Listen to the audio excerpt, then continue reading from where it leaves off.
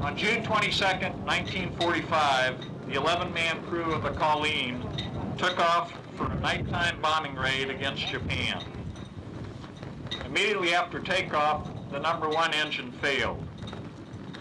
The aircraft commander, Captain Earl Bauer, aborted the mission and jettisoned his load of bombs. He burned off fuel in an effort to lighten the weight of the aircraft, and he returned to attempt an emergency landing in a blinding rainstorm. In the deteriorating weather and the very, very poor visibility, Bauer realized the aircraft was coming in too high, and he attempted to go around. He brought the power up on the engines, but with the number 1 engine gone, the aircraft veered violently to the left. In his attempt to avoid a light pole, he tried to pull up. The aircraft stalled, and it fell into the jungle, not more than 2 miles from where we stand and sit right now. And so begins the story of the U.S. Army Air Corps B-29 Liberator Colleen. The airplane's untimely demise started its adventure into oblivion.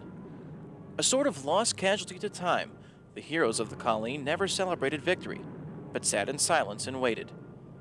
Waited for someone to find them, and an absolution that wouldn't come for 52 years. But then it happened. Last spring, Master Sergeant Dan Works and a team trekked into the jungle.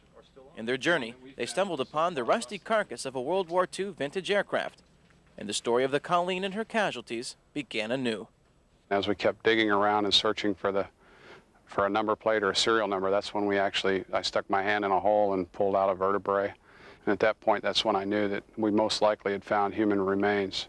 When I found a piece of ID bracelet, that's when, it really hit that we probably have got folks in here that weren't recovered out of this wreckage. And that's when it hit home that this could be here for 52 years and not have been recovered over all that time.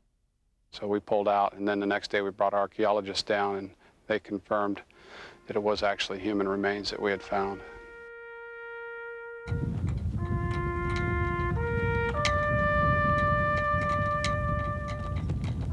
We will return these individuals in the hopes of positive identification and, perhaps more importantly, repatriation with their families.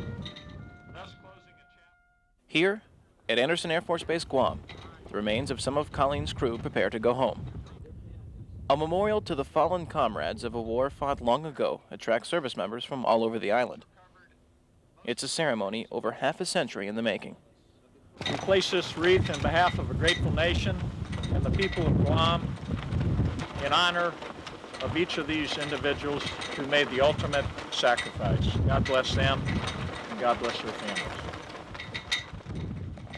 Airman First Class Kane Fairbaugh, Pacific Report, Andersen Air Force Base, Guam.